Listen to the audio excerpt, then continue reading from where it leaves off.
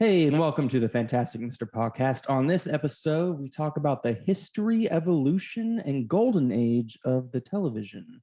Is it in the 1940s, 1950s, or is it today? We discuss that and ramble on more coming up.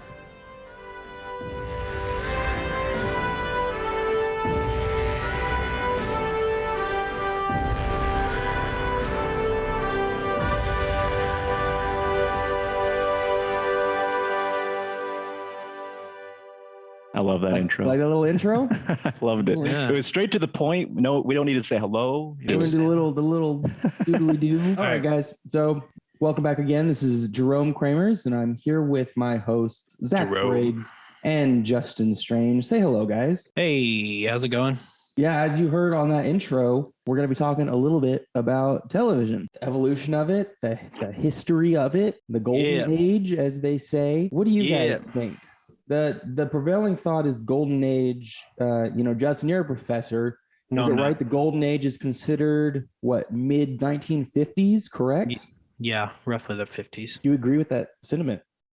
What does that term golden age mean? Where does that come from? Do we know? I think it has just to do with that's kind of when TV made a name for itself, where you could instead of having to go to the movies every time you wanted to see something, you could do it at home. And then just it's kind of like TV nowadays. So I would say nowadays would be a golden age of TV because TV is so good now. It's like watching an extra long movie, So back then it got to that point where TV was just good. It was funny. It was, it was kind of revolutionizing the at-home, cinema, if you will, where you don't even have to leave your house to go see something. You can just sit with your family with your TV dinner in front of a 20-inch black and white, boom, TV. I wonder how many people got the privilege and able to afford that, experience that golden age of television. I don't know what the price of a TV was back in the 50s, but I can't imagine. I mean, it was something that everyone could afford. But my understanding of it was only the affluent could buy televisions because it was a new technology. It was expensive. And so only the affluent could buy the TV. And so they made television to that audience based off of or taken off of like Broadway shows and vaudeville and materials such as that. So it had a very highbrow aspect to it. For a while, I think. And then it got to the point where there's at least one TV. And if you had two TVs, boy, you were rich. If you had two TVs in your house, you were rich, so it's kind of like nowadays something new comes out, it's crazy expensive.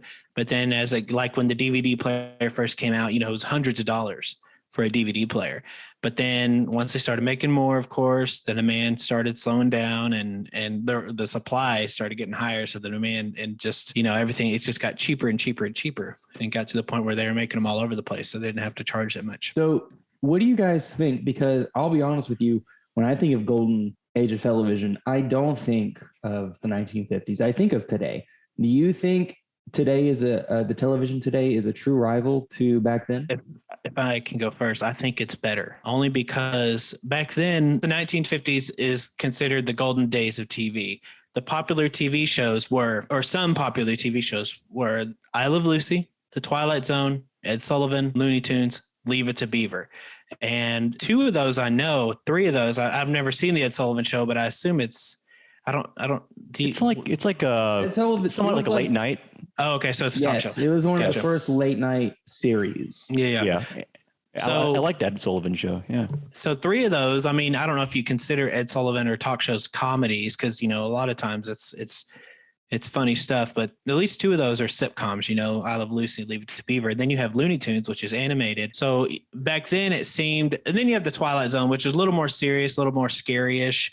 But back then it seemed like sitcoms kind of ruled the world, but nowadays you got superhero, like you got Disney Plus shows such as Moon Knight and She-Hulk coming out. And then you have like shows like Obi-Wan. And then you have other shows such as like Umbrella Academy, which is a superhero show, but it's a little different than most. And then, Stranger Things, you have Stranger Things, sci-fi, drama. You have every genre kind of taking over the TV world. It's hard not to find a show, to get into. But then again, it is because it's like there's so many options. You don't know what to watch. Does that make sense? So Absolutely. I think There's a surplus. I've noticed that as you said, in the 1950s golden age, sitcoms reigned supreme. And I've noticed the shift from serial television to narrative television.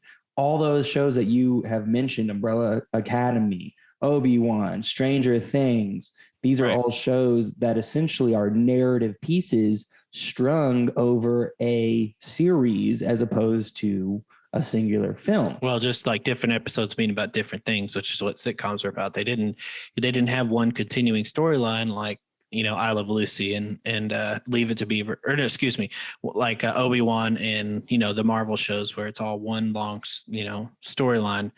Back then, such as Leave It to Beaver and I Love Lucy, they get themselves into predicaments in every episode, and they're all different predicaments. That's why it's called a sitcom, situational comedy. They get themselves in situations and it's funny. But to answer your question, my opinion, I think now if you consider this a golden age of TV, then it's a lot better than it was back then. Zach, I want your opinion because I know you're a fan of older television, older music. You're a fan of the vintage. What do you think?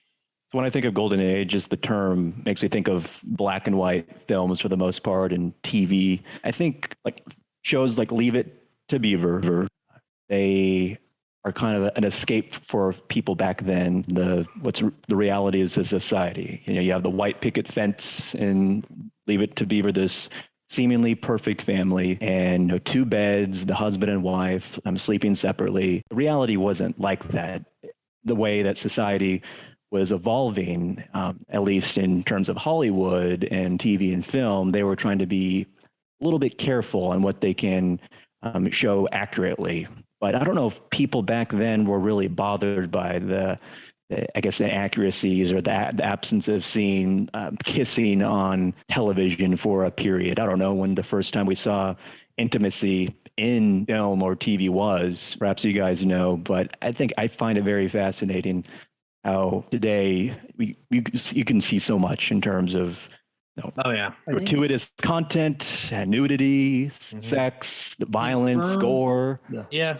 More, it's moving towards a more realistic society because these days, I mean, a lot of the stuff that we watch. I can't recall a show currently that I've watched in the past 10 years that's revolving around like just a normal household, like a Leave It to Beaver type setting. I'm watching a lot of fantasy, very fictionalized content, but I guess you could argue, even though I've never seen it, elements of Stranger Things, I guess 80s, and has the smoking, I guess, is for whatever reason it was criticized at one point. It's trying to encourage smoking among our youngins. But it is, society these days has grown to become more sensitive, you could argue, when it comes to certain things. But that's a whole different story. Yeah.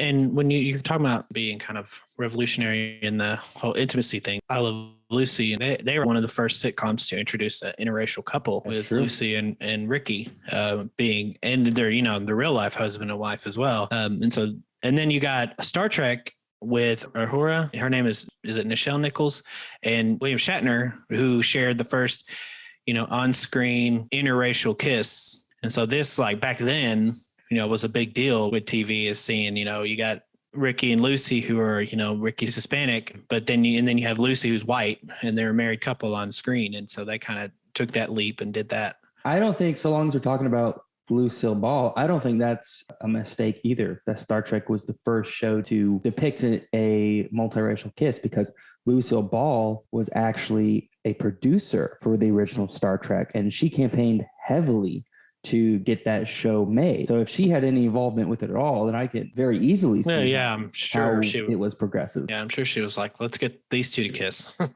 sure she was all over that then if she was part of Star Trek. Speaking of, I guess, race, why, do you guys wonder why Hollywood cast white actors for example, Asian roles? Are you referencing Ghost in the Shell? I feel like you're referencing Ghost in the Shell. I'm speaking of like the golden age. Well, John Wayne period. He played it back then in the 40s and 50s. Yes, racism, my friend. What do you think it all boils down to? I mean, certainly there are plenty of capable actors. I don't know if it matters. There are plenty of capable people, but at the time, I don't think they were recognized as capable because of the overarching. For the most part, yeah. Culture. I mean, there were Asian actors in white movies and black actors in white movies. Like Guess Who's Coming to Dinner with Sidney Poitier, who was Sidney Poitier made that leap from just doing, movies black only cast to being in this movie where he dates a white girl that brings him home to dinner. He kind of made that leap back then in film. That's film, not TV, of course. But I noticed more in television that indigenous people were whitewashed, or white people were put in red face as opposed to Asian. You might certainly be right. I'm just more familiar with like spaghetti westerns and shows like Little House on the Prairie and things like that, where I felt like it was more standing for Native Americans and indigenous people. Yeah, I've noticed that too. A lot of the Western movies. When it comes to, I was going to shift to African Americans.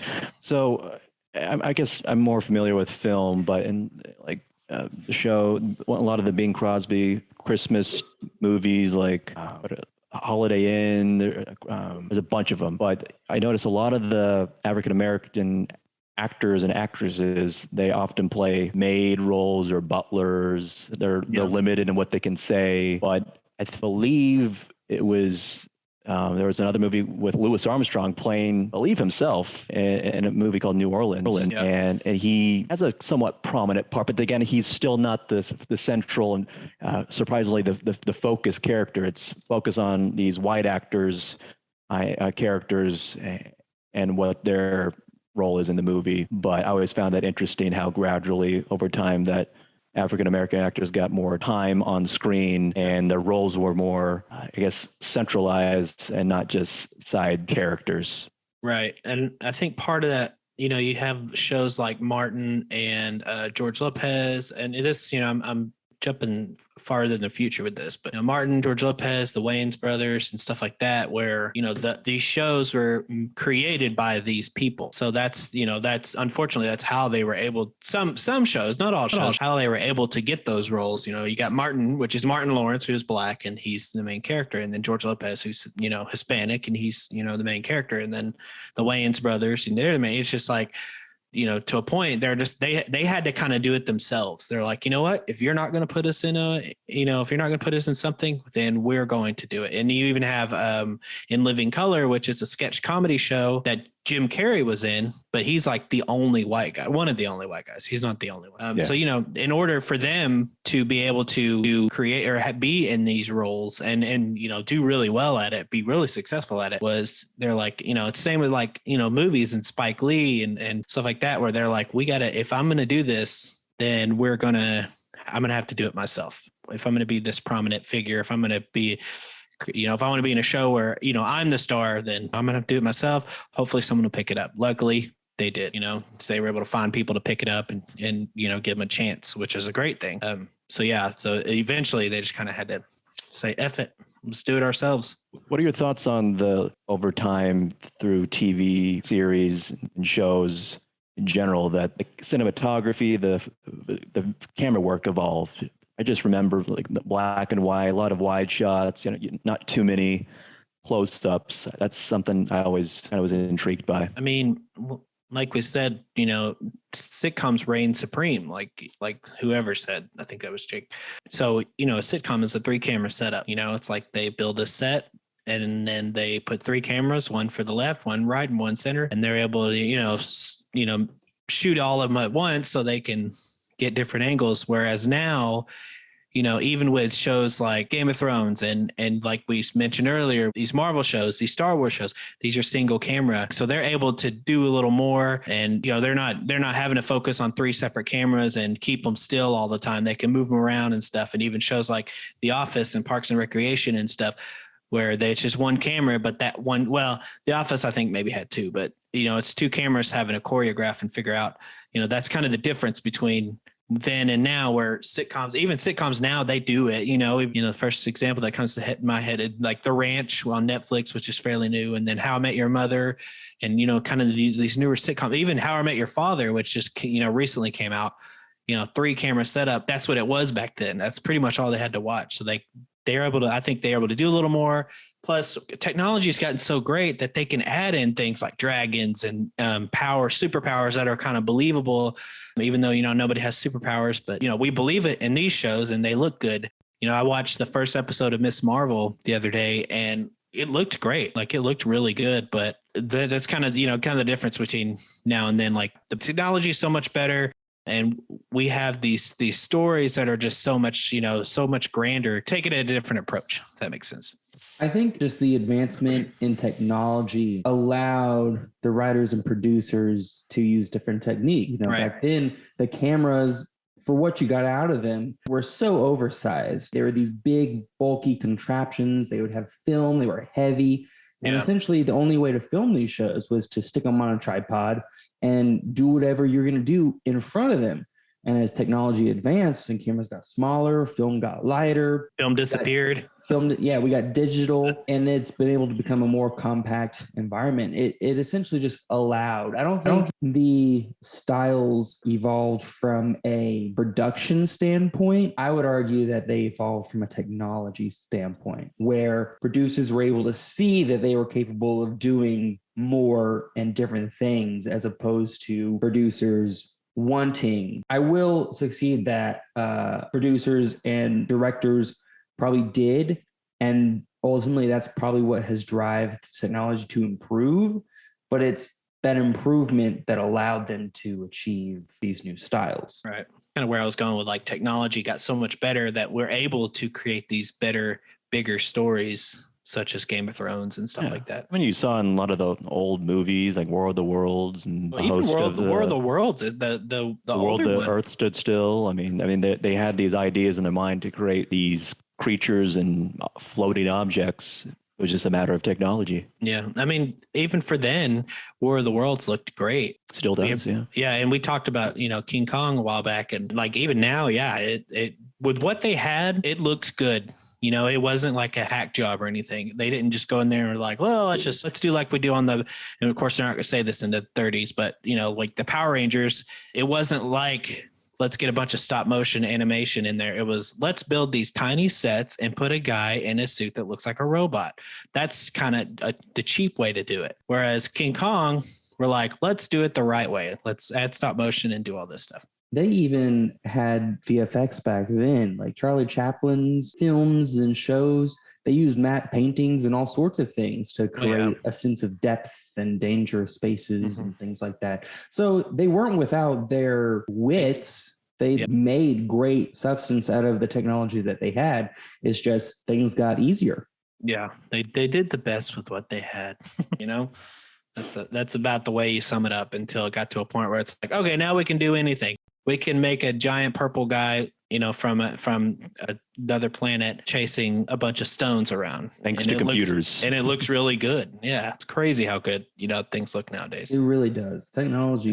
What do they use these days, as far as editing software, like big companies? Is it Avid? I remember watching the Peter Jackson's World War I documentary, and behind the scenes they were using Avid. Man, that's crazy. As far as editing goes, Avid is still the most used nonlinear editing program in Hollywood. I don't want. It is. I believe no, that. it is. I don't know if I believe that. I'm pretty sure Premiere's the standard. No, but I could be wrong. No, it's absolutely There's no not. way. It's the dinosaur Avid of Avid sucks so bad. I hated Avid. Listen, Justin, in the news, we used Avid for the entirely wrong process. Avid is made for the slow, deliberate editing process that goes into making a film. When we're having to shoot and edit 10 stories a day, of course it sucks. It's the wrong program for the job we were using it for. I hate Avid. I do too. I would much rather use Resolve or Adobe Premiere or Resolve. Anything. iMovie. Besides, iMovie is great for news. It's a tool for a different job. So anyway, moving on from Golden Avid, Age.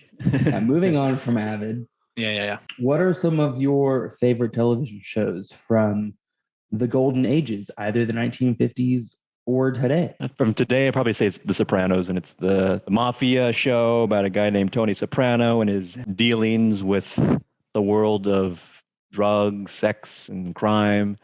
Just one of those fantastic shows I think everyone should watch. It's one of my favorites for sure. It's up there with Mad Men, which is a show about the 1960s era of admin. Another thing about The Sopranos, if I'm not mistaken, I've never seen it, but he's also like a family man, right? Yeah, so they focus on a lot of that. Yeah, he has a family, and that's kind of what makes it what it is. It's not really like, it's about a guy in the mafia, but it's also about a guy in the mafia who has this family. So you have these two different sides of him that you get to see. And that's why I really would like to watch The Sopranos. I just haven't got to it yet just because of that. Like, I think that dynamic is so interesting. He's got, this hardcore guy in the mafia, but he's like, but I have this family that I have to take care of that I love. And so I thought that made it. That's a good point for sure. Yeah. And that is actually for this this lesson I did for my students. I looked up, it was like the top 50 or top 100, I think, TV shows of all time, and The Sopranos was number 1. I could see why. Yeah, which I thought was Heard interesting. that. That's The Sopranos is it's a show you could take breaks and come back to, and you'll be fine. Mm-hmm. I feel like you don't need to binge it. There's no rush because there's 7 or 8 seasons. But I finished it a few months ago, I'd say, and it was fantastic. The narrative storytelling. I'd say the pilot is kind of a little bit off-putting for what the rest of the season holds, just because it feels a lot different than the rest of the show. But I think they were trying to find the tone. You just have to see it to be able to understand what I'm saying. But from Tony Soprano's accent in the first few episodes, it really evolves and becomes more of a caricature of a typical, I guess, stereotypical New Jersey Italian American voice. But I think it was probably intentional too, because in one episode towards the end of the show, there's this kind of flashback scene. Tony's actually like in a coma, and he's having these dreams of him, but he's a different person, and he's speaking like how he did in the first episode, where he had less of that nasal and accent, I guess you could say. So what would you say your favorite one from back then is? I haven't really seen a Golden Age series through and through, but I guess serials of the Batman 1930s, 40s. And I enjoyed those. I mean, those are quick and digestible to watch. I thought they were. I thought they were interesting. Yeah, not much depth to them, but I loved. I can't imagine being a kid back in the day. Yeah, reading the comics and then suddenly seeing your favorite superheroes, even though there aren't probably too many to choose from back then, like see them on the screen. I think I'll mention one more. I guess. Go ahead. Go ahead. Let's see. I think I've seen clips of Leave It to Beaver. Have you seen the movie? No, like the 2000s one or something. It's like a 90s one. 90s one. No, I haven't seen that. Leave It to Beaver. Good. What else? Andy Griffith Show. Gilligan's Island. There is you know what? Well, never mind. That's from the 80s. I was gonna say, a show that I was watching with my mom the other day was Family Ties, and I thought it was a really funny show. I don't know if y'all seen Family Ties before, but I think who's in it again? Michael J. Fox. Yeah, I've heard of it. Yeah, Michael J. Fox, right? And Justine Bateman. 60s and 70s. Yeah, no, 80s. Like 80s? That, yeah, okay. 80s. Okay. I think the 80s era of TV is interesting. I think it's like that bridge to becoming more reflective of society, as far as not trying to hide certain things. Agree. One big monumental moment in TV was that I see a lot is, I don't know if you ever watched the show Ellen, but it's, Ellen DeGeneres had her own sitcom, and I don't know if she was the first, but she was definitely one of the first, if not the second, that came out as gay in a primetime television show. So that was a pretty big moment in TV history. That was the 90s though, not the 50s. If I had to pick a 50s show that I really liked, it's definitely, about 59 is The Twilight Zone. Like, I freaking love The Twilight Zone. Anything that The Twilight Zone and Alfred Hitchcock Presents, which Alfred Hitchcock Presents is The Twilight Zone, just with Alfred Hitchcock stuff, made by Alfred Hitchcock. And so there's been several iterations of The Twilight Zone, but the only ones I've seen are the 5964 serial and then the 2019 or 2018, 2019 one, the Jordan Peele one. And I enjoy that whole, like, it's crazy to think about. Speaking about a bridge between the two golden ages, Jordan Peele is killing it. Well, in film. Well, with the Twilight Zone series as well. Yeah, I would say that's an incredible show. It is a great show. Like, I really loved it. I watched both seasons in like 2 weeks, 1 week a season. And then, his movies are really good too. But yeah, the Twilight Zone, I love it because you got to think it's a whole dimension, and it's just weird to think that this stuff is happening to different people. You don't know, it could be at the same time all this stuff is happening, or it's just because it even mentions, another dimension. You've entered the Twilight Zone. I'm like, this is a whole another dimension where all this crazy stuff happens. It's not Earth, but it looks like Earth, and it looks like our dimension, but it's not. Like Interstellar in a way. I've never seen it. Oh, Justin, what? Oh, hey, it makes me want to watch the movie. Just the emotional roller coaster. That needs to be an episode. I'm allowed to have not seen movies, okay? Just because this one. You need to see Interstellar. We're gonna have an episode on Interstellar now. Yeah, especially if we're gonna do an episode on snakes on the plane. Snakes on a plane, or the one where the people's heads are in each other's butts. Human centipede. Oh, I was like, what are you talking about? That is the most comical way. That's what it is. That's exactly how it's set up.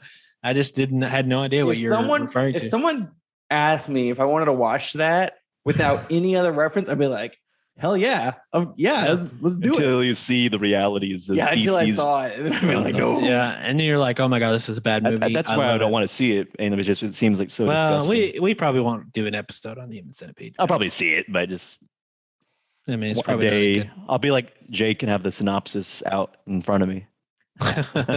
Yeah, it's just, the whole reason I even that movie interests me is because the premise is so insane, and there's 3 of them. There's 3 of those movies. It's kind of like It's kind of like Sharknado. How many Sharknado movies are there? 5. It's just the premise is so stupid, but then they keep making movies. It's like you got to be interested at that point. Like they're doing something right, or they're doing something. It doesn't have to be something right, but they're doing something. Yeah. Anyway, sorry, I didn't mean to go off on a tangent, but I don't know if we're talking about favorite shows of today, but I'm sure you guys know my favorite show of today, right? No. What? Office. Yes. Yeah, there we go. The American version, I didn't want to spoil it. Yeah. The Office is my favorite show. And it's just because it's so funny. Like, I tried watching it once and then I couldn't get into it. And then I tried it again and I just kept watching it. And I just got in, like, ever since 2011, I've been watching that show. So what do you call that style of show? We had this conversation last week. Well, he wasn't here for that. Yeah, I know. It's mockumentary. Right? It's called a mockumentary.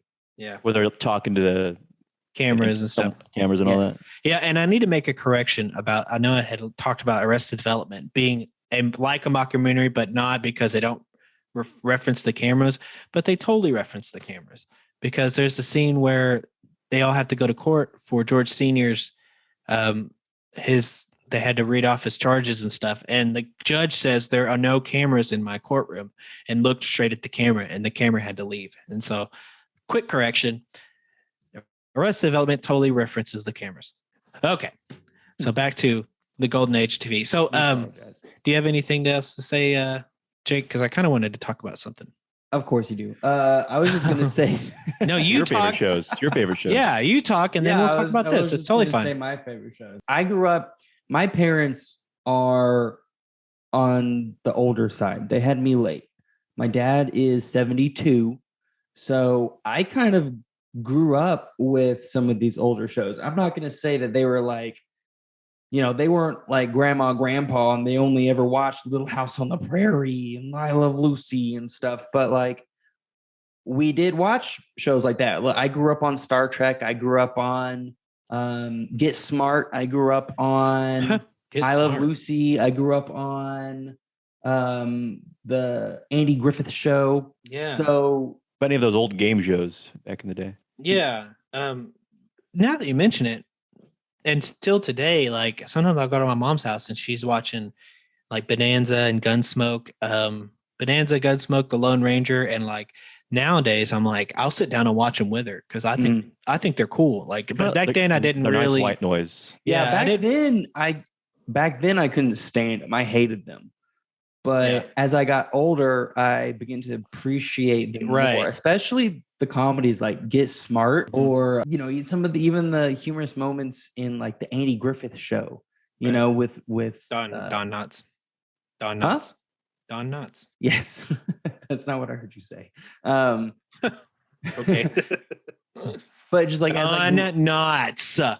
As I grew older, enunciate. grow into this appreciation of those television shows and kind of appreciate them for the substance that are actually in them. Because if there is one thing that the 50s television had that the television today doesn't, there is a bit of substance that they very intentionally laid through the television shows.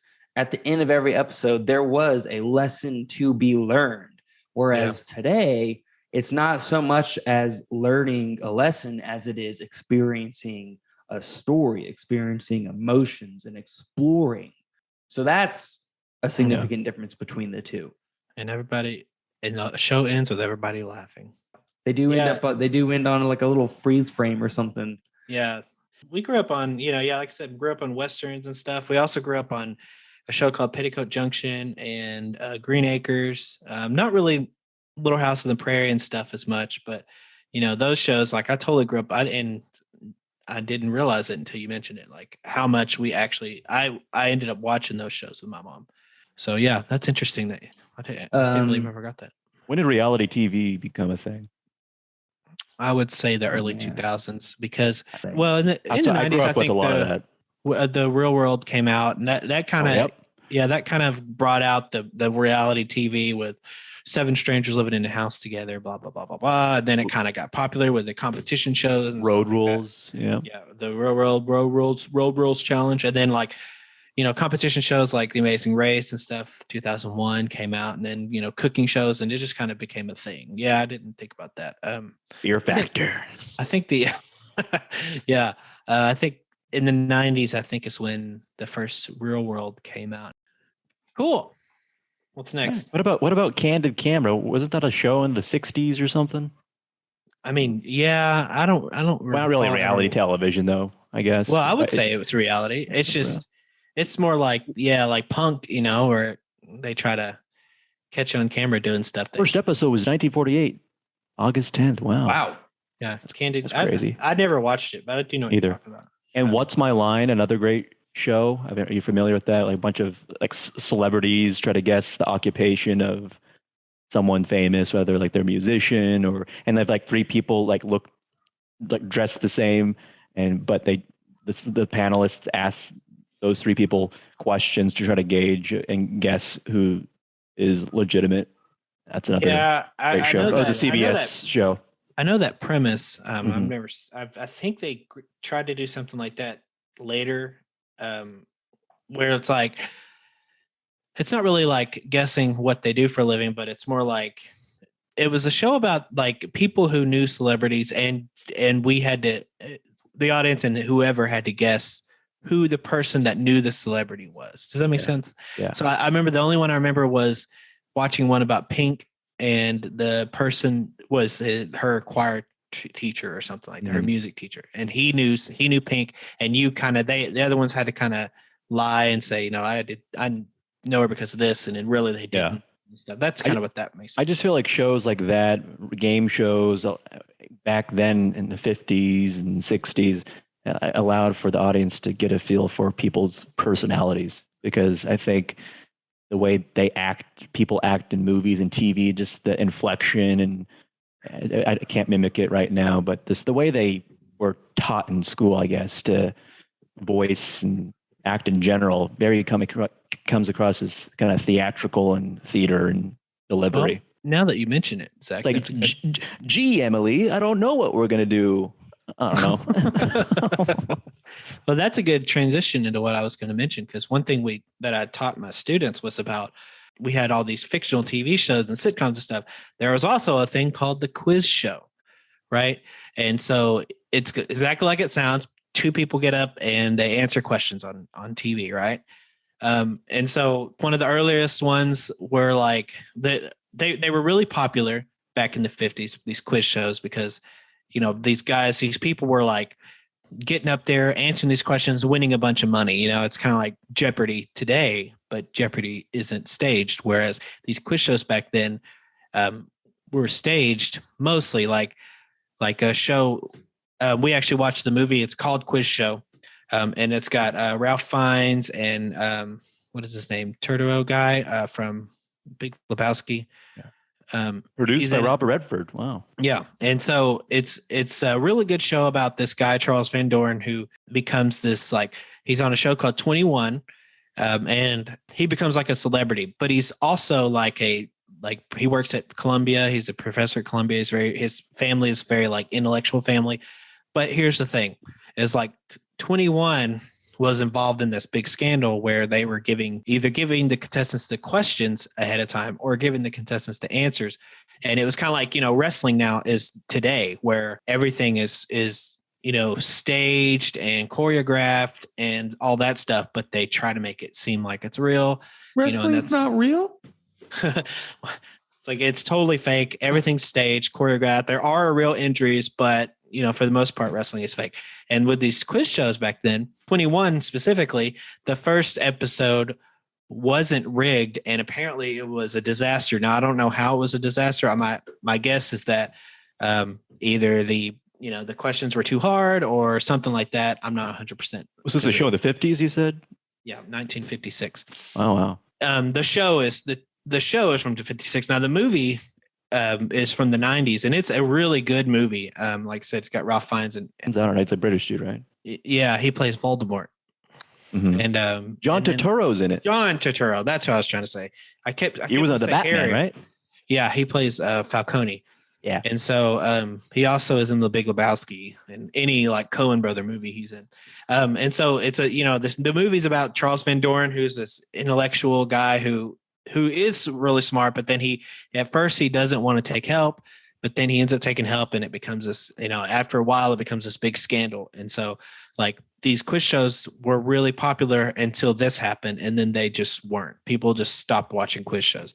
And then Jeopardy came around. I don't know when Jeopardy came around, but it's not fake or staged or anything from what I understand. It's been around for 30 years, Jeopardy is such a relaxing show to watch. So anyway, I just wanted to kind of throw out the whole quiz show scandals, because that's a kind of a pretty interesting time in TV history.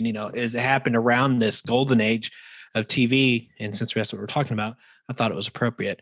And if you haven't seen the movie Quiz Show, it's definitely worth a watch. It's a really interesting really interesting movie about this time in history, TV history for sure. We've previously talked about how streaming services have kind of revolutionized television. Okay. I love watching the television shows on streaming services, but at the same time, I also feel like they're not really television shows, because especially in the case of Netflix, or in the terms of Netflix's case, you can binge them immediately. They put out the entire series. It really becomes more of a extra long movie as opposed to serialized television. Do you think the advent of the binge session is changing the way, if we call today the golden age of television, the new golden age of television? Neo golden age. The Neo, that's good. If this is the Neo golden age of television, what portion of that do we owe streaming services? I think that it is the golden age because of streaming, because streaming is just so big. And there are Hulu has started doing the one episode a week. Disney Plus does a one episode a week. Netflix just straight up, gives it to you all at once. And I think both ways are okay. I think I would rather have them all at once, just because now I don't have to wait a week. But, I'll still go through and watch, like Miss Marvel just started and Obi-Wan Kenobi just started, and I'm okay with waiting a week. It doesn't really bother me. I mean, yeah, I wish I had it all at once, but whatever. And I think just because of that, and because these production companies, Netflix, Hulu, Amazon, Paramount, all these streaming services, production companies are pushing out all this money to create good content. So I think that is also what helps make it a neo golden age of television.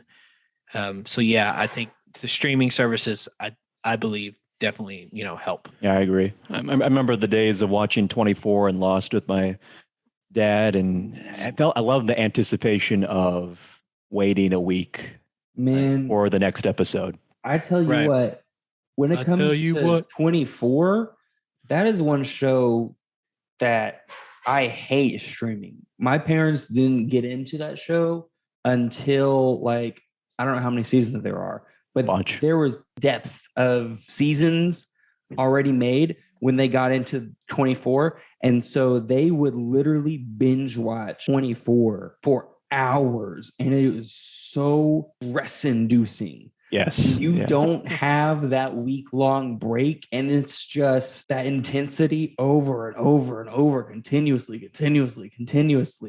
nonstop for like 3 or 4 hours on end.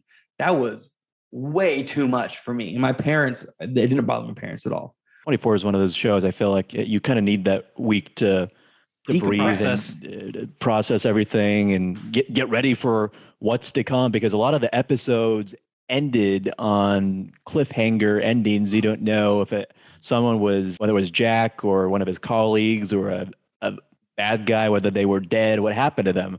Whereas I think the modern series, they try to include some of that method of trying to get you to watch the next episode. But then they know if it's like Netflix, for example, they dump everything at once. You're just going to watch it right away. So it's not that much of a buildup of tension. You're just going to find out in 2 seconds, and you have like 3 seconds to choose to watch credits or go on to the next thing. And I like to watch credits sometimes just to breathe or, use the bathroom or whatever. I'll say they're like on Stranger Things, that left us scrambling for the remote. Like, because we would watch 1 or 2 episodes at a time before we went to bed. And because it only gives you like 10 seconds total. And so we were scrambling whenever it ended for the remote because we didn't want to watch the next episode yet. It was too stressful. We wanted to go to bed. But once an episode started, we were going to watch it. Yeah. So we like, might as well. Yeah. And so it was almost stress inducing turning the show off as it was watching. Back to what I was saying, just to conclude my point about the 24, for example, ending on those you could tell that episodes were crafted in such a way to make you want to wait that period of time of a week. So I think that was kind of interesting.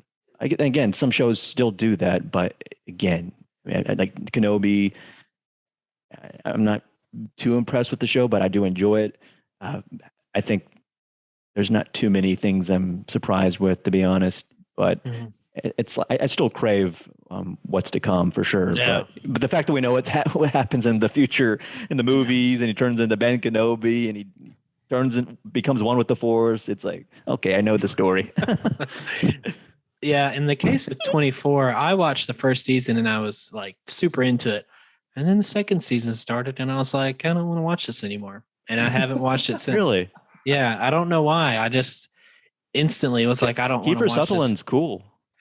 Yeah, he's so cool. He was like, how many bad days can this guy have? Yeah, the golden age 2.0. We're in the midst of it. All right, guys. So finishing up, do you have any last thoughts on the golden age of television, the neo golden age of television? What do you think? Well, I still really enjoy some of those older shows from back then. I don't watch them as much as I would probably like, to, but I definitely do watch them when I go to my mom's house because she's usually watching them. It's either that or Lifetime movies. And so I'm like, well, if I had those two to choose from, let's watch some older TV shows. I'd rather watch Bonanza than watch I Killed My Wife Twice. So I definitely have more of appreciation as an adult when it comes to those kind of shows, and I can actually sit down and watch them. But then again, TV nowadays is just so awesome. It's like special effects and stuff. Just insane how good TV is now. Zach, what about you? What do you think? Do you think you guys know me, I'm kind of an old soul, and I just admire the fashion and some of the vibes of the 40s and 50s. Obviously, not some of the societal racism and all that, but beyond that, I enjoy the black and white shows and films of that day. Right. But I agree. Closing up, I agree with you, Justin. I feel like we're in a new age of television that has been brought on by streaming services. I don't think you can discount that. But there's just it helped. It definitely helped.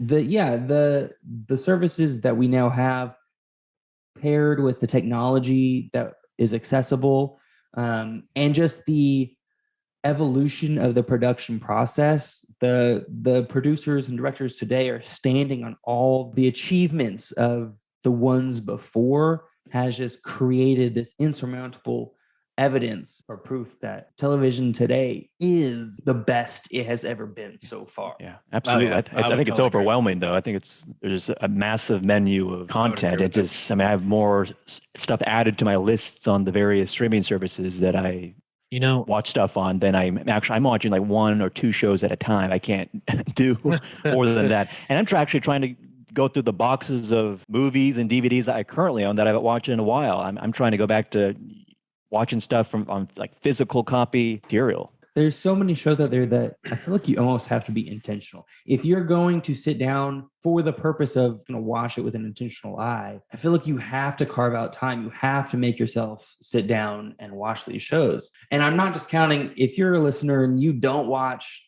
television and movies critically, that's fine. If you just sit down and you just throw on a movie for noise or just enjoyment, that's absolutely fine. It's just... Thank you, Jake. I'm sorry? Nothing. I said thank you, Jake, for giving them permission. Oh, okay. Yeah, you're welcome. Okay, sorry. Go ahead. But I'm sorry. When you enjoy picking apart film and TV like we do, I don't know about enjoy. Well, enjoy. Overly critical. I think I'm too critical. Well, for me, it's just because I've studied it, and so it just it's more habitual than it is enjoyment for me. Like, I don't care to sit there and go, You seem like most out of the three of us, though. It seems like you're more open to watching, giving things a chance, whereas I'm not. Here's my saying: any movie is worth watching once. So I see what you're saying. Yeah.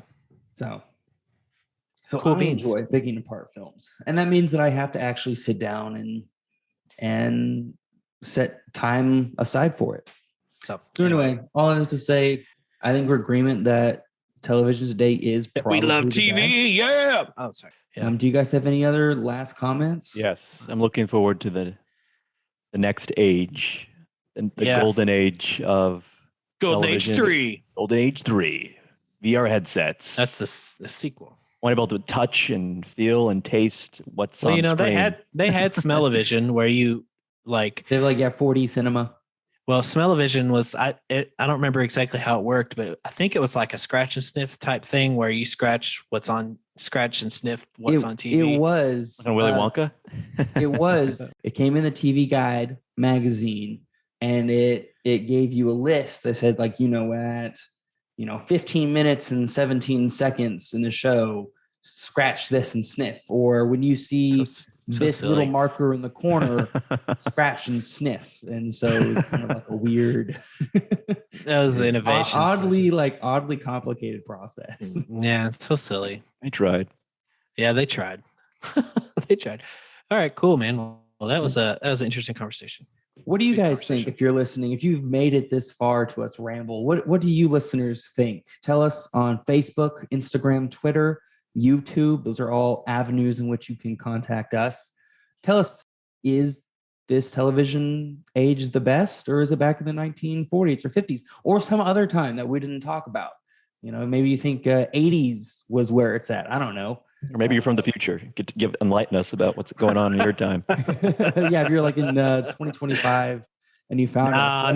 No. If you're from the future, you better be in like the 3000s, man. Like, talk about that. TV's not even a thing then. I don't care about 2025. That's only 3 years away.